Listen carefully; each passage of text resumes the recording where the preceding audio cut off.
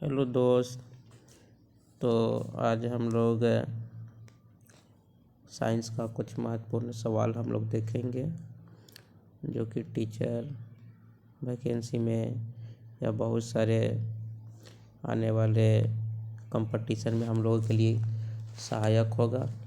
और बेसिक सवाल हम लोग आज पढ़ेंगे और वो बेसिक सवाल ही हम लोगों के लिए क्या होती है, इम्पोर्टेंट्स होती है। और ये बेसिक किताब NCERT से सब सवाल किया गया है। तो पहला नंबर सवाल हम लोग यहाँ पे हम लोग देखेंगे। पहला नंबर सवाल बोल रहा है कि एक सदिश राशि एक अदिश राशि से कैसे भिन्न हो सकती है। तो सबसे पहले हम लोग को देखना है कि सदिश राशि और अदिश राशि में क्या होता है। तो सदिश राशि में परिमाण और दिशा दोनों होता है और अदिश राशि में केवल हम लोग का परिमाण होता है, दिशा नहीं होती है। तो इसका सही नंबर जो ऑप्शन जो होगा वो हम लोग का ए नंबर हो जाएगा। सदिश राशि में परिमाण और दिशा दोनों होता है, ठीक है। उसी तरीके से हम लोग अगला सवाल हम लोग आते हैं। अगला सवाल जो है हम लोग का बोल रहा है कि वह कौन सा बल है जो किसी द्रव में किसी वस्तु की गति का विरोध करता है। वह कौन सा बल के नाम पूछ रहा है जो किसी द्रव में किसी वस्तु की गति का विरोध करता है। तो वह है हम लोग का घर्षण, है ना। घर्षण मतलब वहाँ कर्षण होता है, जिसको हम लोग जो द्रव के द्वारा जो अपोजिट किया जाता है, जो उसको रोका जाता है, उसको कर्षण कहते हैं। मतलब एक प्रकार का वह क्या है, घर्षण है। तो इसका आंसर हो जाएगा हम लोग का घर्षण। फिर तीसरा नंबर सवाल हम लोग आते हैं। तीसरा नंबर सवाल जो है हम लोग का वो तीसरा नंबर सवाल जो कह रहा है यहाँ से कि किस स्थिति में स्टैटिक घर्षण सबसे बड़ा होता है। स्टैटिक घर्षण मतलब कि स्टैटिक जो फ्रिक्शन होती है वह सबसे बड़ा होगा।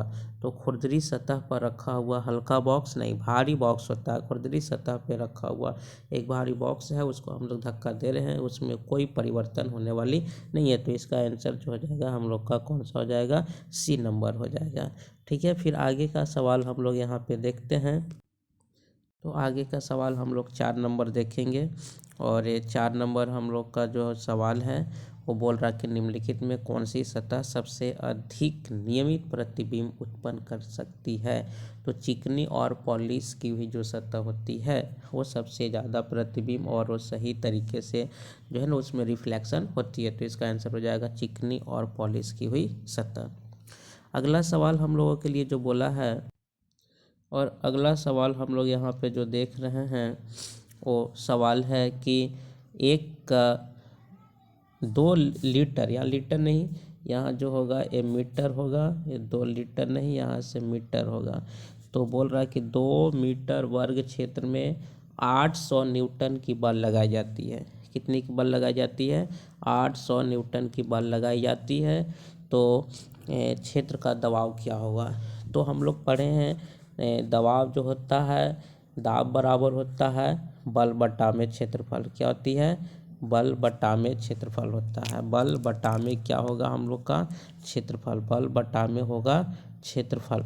तो बल कितना लगाया जा रहा है हम लोग का, 800 न्यूटन। कितने लगाई जा रही है, 800 न्यूटन। और यहाँ से हम लोग का क्षेत्रफल है 2 मीटर स्क्वायर। एक कट गया हम लोग का 400 न्यूटन प्रति मीटर वर्ग हो जाएगा हम लोग का। यानी इसका आंसर अगर हम लोग देखें तो इसका आंसर जो होगा हम लोग का वो कौन सा, पहला नंबर इसका आंसर हो जाएगा हम लोग का, ठीक है।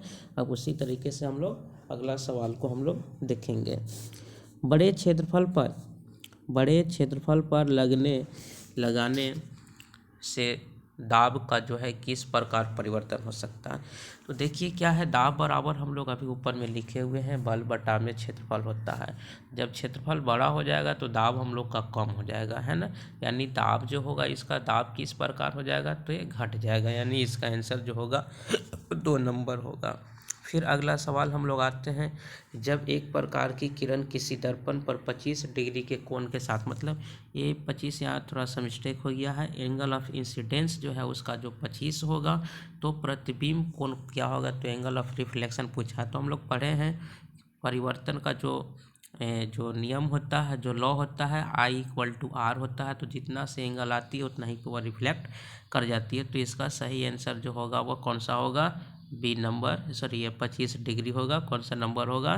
ये 25 डिग्री का आंसर हो जाएगा। ठीक है, फिर हम लोग आगे अगला सवाल में हम लोग यहाँ पे देखते हैं।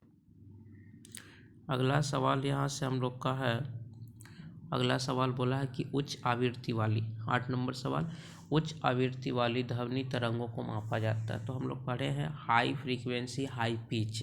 तो इसका आंसर जो होगा कौन सा नंबर हो जाएगा? सी नंबर इसका आंसर हो जाएगा। कौन सा नंबर हो जाएगा? सी नंबर इसका जो है करेक्ट आंसर होगा। फिर आते हैं हम लोग अगला सवाल, यहाँ से हम लोग पढ़ते हैं कि निम्नलिखित में ध्वनि किस माध्यम में चल नहीं सकती, मतलब ध्वनि किस माध्यम में वह ट्रांसमिशन नहीं कर सकती है। तो हम लोग निर्वात में ध्वनि हम लोग का नहीं चलती है। कौन सा हो जाएगा इसका आंसर? निर्वात हो जाएगा। ठीक है, फिर आगे हम लोग पढ़ते हैं यहाँ से अगला सवाल। यहाँ से हम लोग का बोला है कि निम्नलिखित में कौन सा बल असंपर्क बल है? असंपर्क मतलब वो कंटेक्ट फोर्स नहीं है, नॉन कंटेक्ट फोर्स का।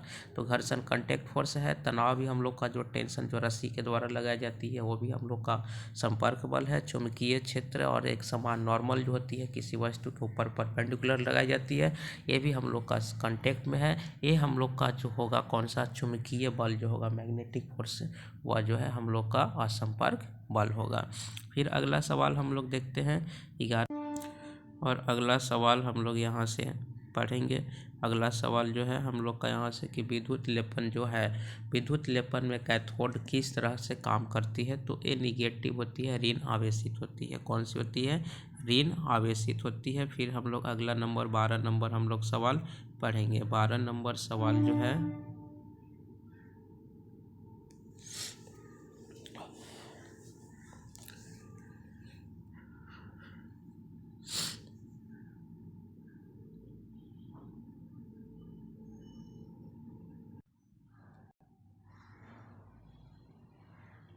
तो 12 नंबर सवाल हम लोग देख लिए यहाँ पे कि वो प्लास्टिक बताना है जो कि अग्निशामक कर्मचारी के लिए कपड़े पर चढ़ाई जाती है। तो हो जाएगा मेलामाइन का।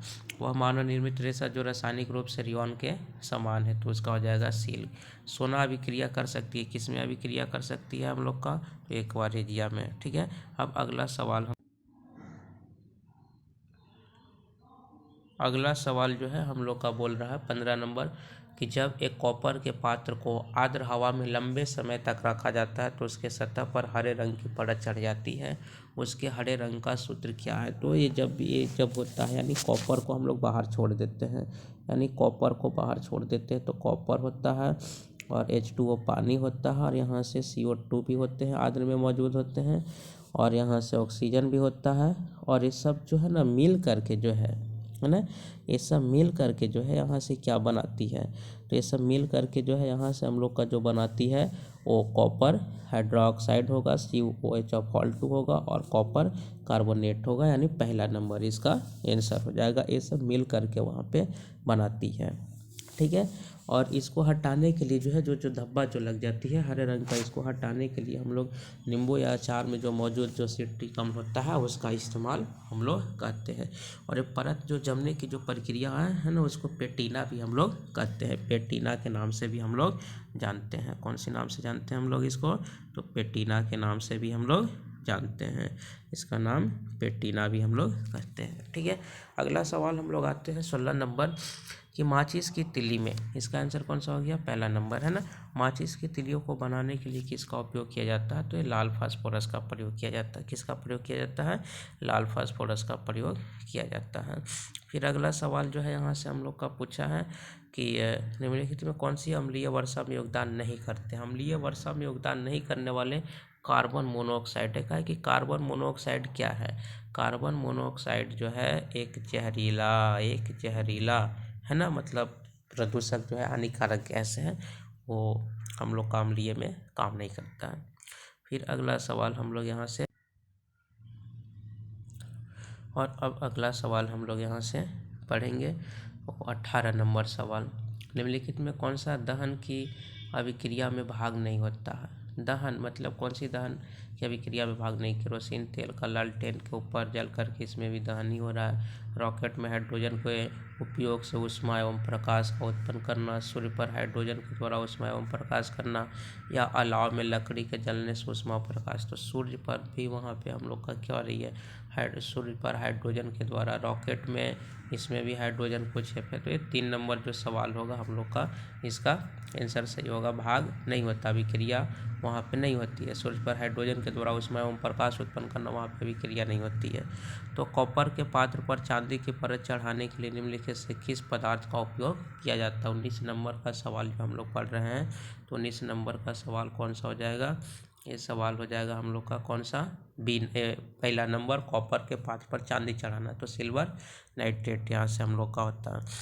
अब 20 नंबर सवाल हम देखेंगे कि कॉपर धातु के शुद्धिकरण के लिए एनोड बना होता है। कॉपर धातु के शुद्धिकरण के लिए जो होता है ना, तो वह कॉपर के लिए जो होता है वह अशुद्ध तांबा का बना होता है, अशुद्ध कॉपर का बना होता है और धनात्मक होता है ना। इसका आंसर जो हो जाएगा कौन सा हो जाएगा, इसका आंसर जो हो जाएगा वह 3 नंबर, धनात्मक तो होगा और वह शुद्ध तांबे से मिल करके बना होता है। और अगला सवाल हम लोग पढ़ेंगे 21 नंबर, पानी के विद्युत अपघटन की प्रक्रिया में, पानी की विद्युत के अपघटन में जो होता है कैथोड पर जो होगा, कैथोड पर, तो कैथोड पर हम लोग का होता है हाइड्रोजन, कहाँ होता है हाइड्रोजन, और एनोड पर होता है ऑक्सीजन। एनोड पर कौन सा हो जाएगा, एनोड पर हो जाएगा ऑक्सीजन, ऑक्सीजन होगा।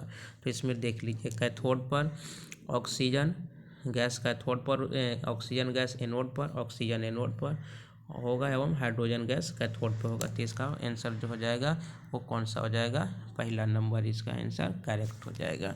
फिर 22 नंबर सवाल हम लोग यहाँ से देखेंगे। तो 22 नंबर सवाल हम लोग का है, 22 नंबर सवाल क्या है, सो जरा हम लोग देखेंगे, इसको रिफ्रेश कर दिया जाए। तो 22 नंबर, आग को बुझाने के लिए निम्नलिखित में से कौन सी रासायनिक पदार्थ को सूखे पाउडर के रूप में प्रयोग किया जाता है। तो ये खाने वाला सोडा होता है, इसका फार्मूला होता है NaHCO3 होता है, सोडियम बाइकार्बोनेट होती है, ठीक है। अब अगला सवाल, अब हम लोग कुछ बायोलॉजी का सवाल, हम लोग जीव विज्ञान का सवाल हम लोग देखते हैं। 23 नंबर जो सवाल है उसको जरा हम लोग देखेंगे। तो 23 नंबर सवाल है, फसल उगाने की पहला चरण। तो फसल हम लोग कहाँ से उगाना शुरू करते हैं, मिट्टी को उलटना पुलटना ढीला करना, ये सब जो होती है, यानी इसका पहला नंबर हो जाएगा। सूक्ष्म जीवों को वर्गीकृत किया गया है, सूक्ष्म जीव को 4 भागों में वर्गीकृत किया गया है, कौन कौन, तो 4 भाग कौन कौन है उसकी भी हम लोग जानकारी रख लेंगे। तो जीवाणु है हम लोग का, कवक है हम लोग का, प्रोटोजोआ है हम लोग का, और शैवाल है हम लोग का, है ना। कौन कौन फिर से, जीवाणु है, कवक है, प्रोटोजोआ है और शैवाल है। तो इसको 4 प्रमुख भागों में बांटा गया है, ठीक है। रोगात्मक जो है, यहाँ से 6 रोग के लिए रोग कारक सूक्ष्म जीव कौन है। तो रोग यहाँ पे जो है 6 रोग, यानी टीबी को कहा गया है, ट्यूबरकुलोसिस को बोलते हैं हम लोग। तो ये जो होता है एक प्रकार का जीवाणु होता है जिसका नाम माइकोबैक्टीरियम है, माइकोबैक्टीरियम, कौन सा है, माइकोबैक्टीरियम, माइकोबैक्टीरियम है, कौन सा है, माइकोबैक्टीरियम, माइकोबैक्टीरियम,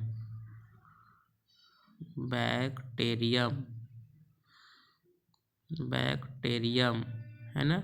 और वह एक प्रकार का क्या है, जीवाणु है, वह एक प्रकार का क्या है, जीवाणु है, एक प्रकार का क्या है, वह जीवाणु है ना, एक प्रकार का वह जीवाणु है। तो माइकोबैक्टीरियम होता है जो टीबी मतलब ट्यूबरकुलोसिस के लिए होता है। अगला सवाल हम लोग पढ़ रहे हैं कि किस ताप पर दूध को पाशीकृत किया जाता है। तो ये 70 डिग्री पर, कितने डिग्री पर हम लोग करते हैं, 70 डिग्री पर जो है हम लोग इसको क्या करते हैं। तो इसका आंसर हो जाएगा 70 डिग्री, कौन सा हो जाएगा इसका आंसर, 70 डिग्री इसका आंसर हो जाएगा। फिर अगला सवाल हम लोग पढ़ते हैं कि अगला सवाल क्या है, तो किस राज्य में बेतला नेशनल पार्क है। तो किस राज्य की बात चला है, तो ये झारखंड राज्य में है, कौन सी राज्य में है, झारखंड राज्य में। और झारखंड राज्य के लातेहार जिला में छोटा नागपुर पठार में जो है ये स्थित है। अब हम लोग अगला सवाल हम लोग चलेंगे 28 नंबर। तो 28 नंबर सवाल है, वैसी अवस्था जिसमें गर्भाशय में शरीर के सभी अंग पहचाने जा सकते हैं। तो वह कौन सी ऐसी अवस्था है? वो भ्रूण अवस्था है। कौन सी अवस्था है वह? वो भ्रूण अवस्था है। कौन सी अवस्था है वह? भ्रूण अवस्था। कौन सी अवस्था? भ्रूण अवस्था, जिसमें शिशु जो होते हैं उसके सभी अंग को पहचान सकते हैं हम लोग। शिशु के सभी अंगों को हम लोग पहचान सकते हैं हम लोग, ठीक है। मनुष्य में निषेचन कहाँ होता है? अब ये सवाल पूछा है कि मनुष्य में जो होता है वह निषेचन कहाँ होता है? तो मनुष्य में निषेचन हम लोग का अंडवाहिनी में होगा। कहाँ में होगा? हम लोग का अंडवाहिनी में। स्त्री प्रजनन तंत्र के अंगों का सही क्रम है? तो सही क्रम होता है, पहले अंडाशय होता है, फिर अंडवाहिनी होता है, फिर गर्भाशय और फिर योनि। मतलब ये 3 नंबर का सवाल हम लोग का ये सही होगा। फिर अगला सवाल हम लोग का क्या है? अगला सवाल है कि कोशिका के किस भाग में गुणसूत्र पाया जाता है? तो केंद्रक। इसका आंसर कौन हो जाएगा? केंद्रक। यानी केंद्रक में जो होता है इसका गुणसूत्र पाए जाते हैं। केंद्रक में गुणसूत्र पाए। और अब हम लोग अगला सवाल हम लोग 32 नंबर की तरफ में चलेंगे। तो कौन सा टेस्टोस्टेरोन हार्मोन स्रावित करता है? तो टेस्टोस्टेरोन क्या है? एक मादा नामक है। कौन सी है? यह एक मादा नामक जो है, एक मादा नामक जो है, एक क्या है? एक मादा नामक जो है, ये जो टेस्टोस्टेरोन जो है हम लोग का मादा नामक जो है, ये मादा नामक जो है क्या है? हम लोग का हार्मोन है। मादा नामक हार्मोन है। मादा नामक हार्मोन है। ये टेस्टोस्टेरोन जो है मादा नामक हार्मोन है। तो इसका जो होगा आंसर जो होगा कौन सा हो जाएगा? ये आंसर हो जाएगा हम लोग का, इसका आंसर जो हो जाएगा हम लोग का कौन सा आंसर हो जाएगा? तो इसका वृषण, मतलब वृषण से वह क्या होती है? स्रावित होती है। फिर अब हम लोग 33 नंबर सवाल में आते हैं। तो 33 नंबर सवाल हम लोग का निम्नलिखित में कौन सा जीवाणु दलहनी पौधे के लिए जो है उत्तरदायी है? कौन सा? तो राइबोजियम। कौन सा है? राइबोजियम। इसका आंसर हो जाएगा राइबोजियम।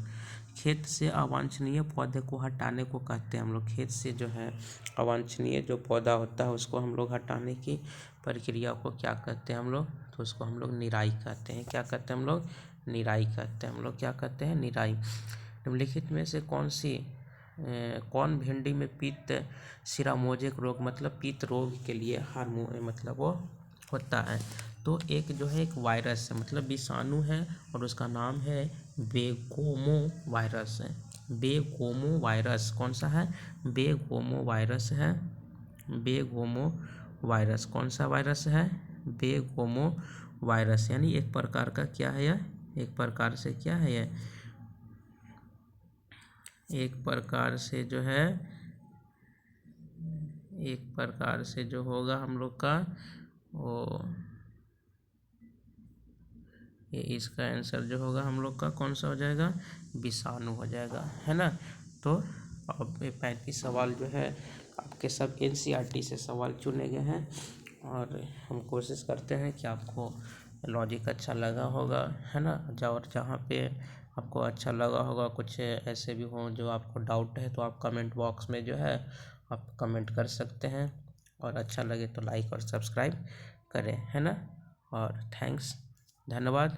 पढ़ते रहिए, और शिक्षक बनने की कगार पे जो है हम कोशिश करते रहेंगे, और आपको जो है हेल्प करते रहेंगे, और आपका जो है इस बार टीचर बनना तय है। ठीक है, धन्यवाद। फिर मिलते हैं हम लोग। बाय।